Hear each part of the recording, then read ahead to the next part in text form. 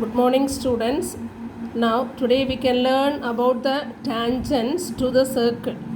Okay, when a curve, it is maybe the parabola or circle or any other curval shape.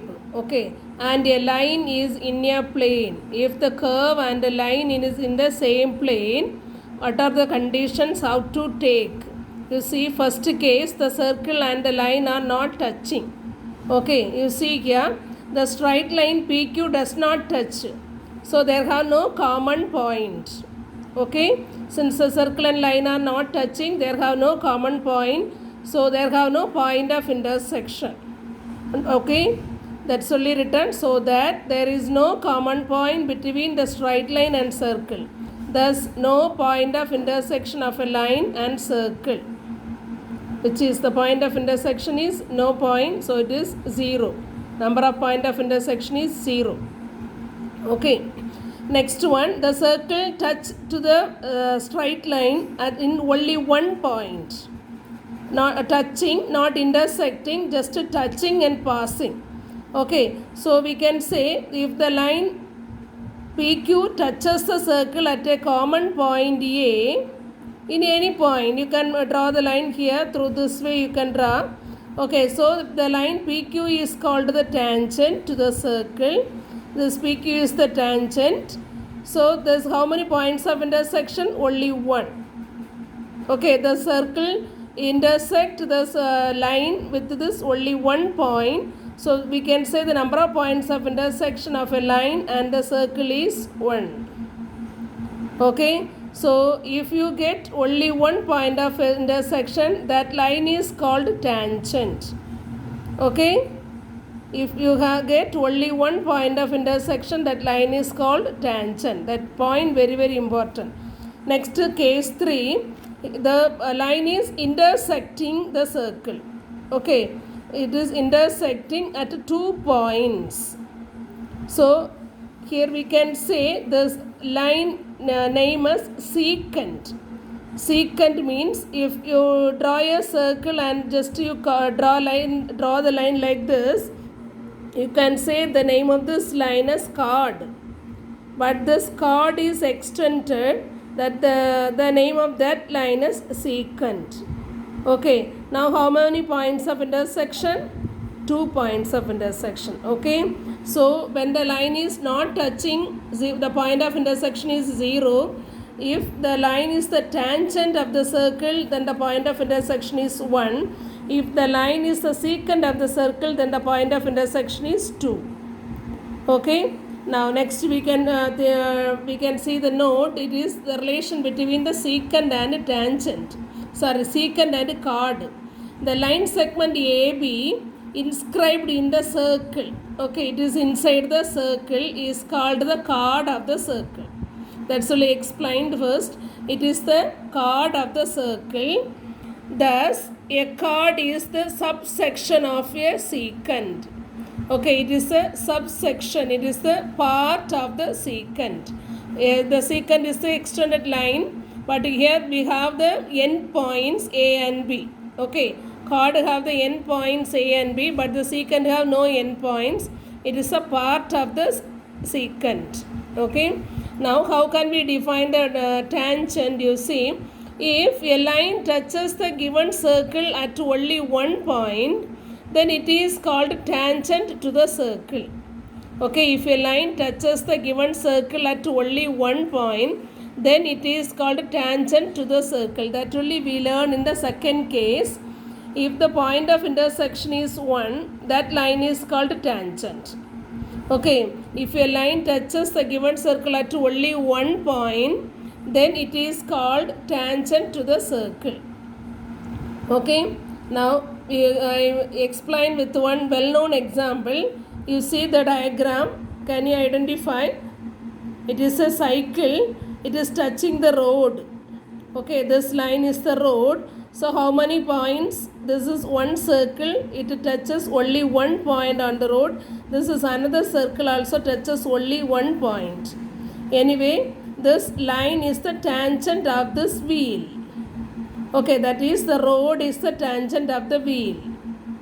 Are all clear? See, when a cycle moves along the road, then the road becomes the tangent at each point when the wheels rolls on it. Whenever the wheel roll, the touching point will differ, but anyway it will touch at only one point. So this road is the tangent of this wheel.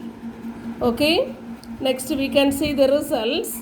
A tangent at any point on a circle and radius through the point are perpendicular to each other.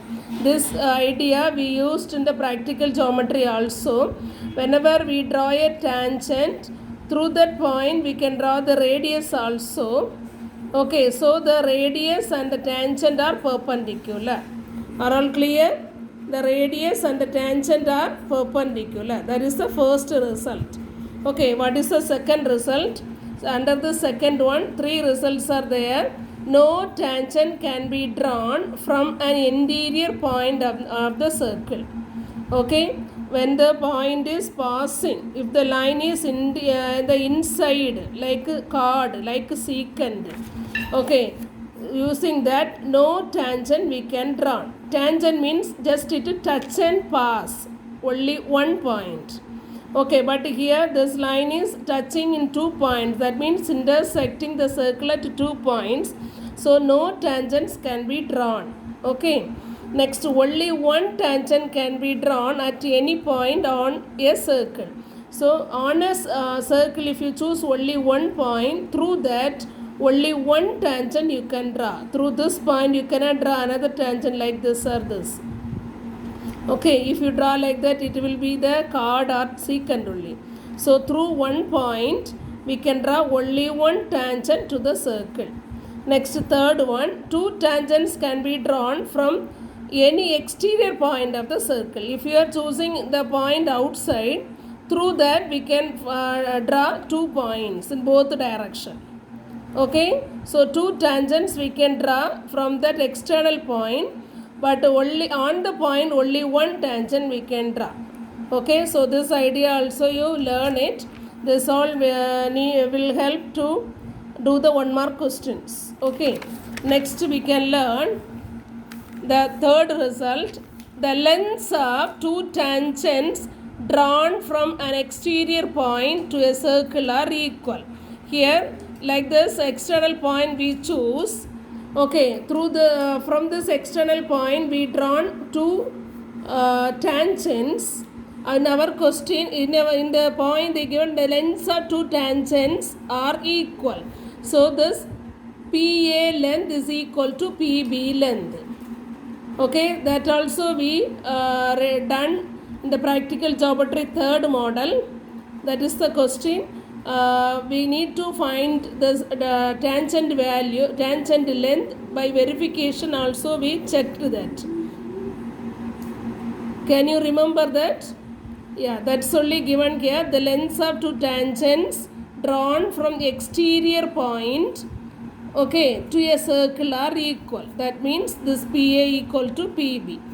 Okay, next point is, if two circles touch externally, the distance between their centers is equal to sum of their radii. Now you see these circles are touch each other at only one point. Okay, what about the distance of these 2 points? Distance between the 2 points. This O is the distance of this first circle and O is the center of the first circle and P is the center of the second circle. What is the distance OP? It is the distance OQ. This is the meeting point OQ. It is the radius of the first circle. QP, it is the radius of the second circle. So when you add this, totally you will get the sum of the radius. It is R1 plus R2. Okay. Next one. If the circles touch internally, the distance between their centers is equal to the difference of their radii. So if the circles are touching internally, inside, here touching outside, these two are inside, but it is not concentric circle. Okay, touching each other. Here, what is the distance between their centers? Now this is the center of the first big circle and this is the center of the second circle, small circle. Now our question is, our result is, what is the distance between this O and P point? It is OP. Okay, so this totally OQ is the radius of the big circle R1 and PQ is the radius of the small circle R2. So we need this OP length, so big length minus small length. That means OQ minus PQ. That is R1 minus R2. We will get. That is the difference of their radii. Okay, the next result is, if the two direct common tangents drawn to the circle are equal. Here you see two circles we drawn. For both circles we are drawing the common tangent. Okay, that here they asked the distance between the tangent points AB. Okay, this distance are equal for both sides. That is the question. That is the result. AB is equal to CD. That we can prove one by one. Okay.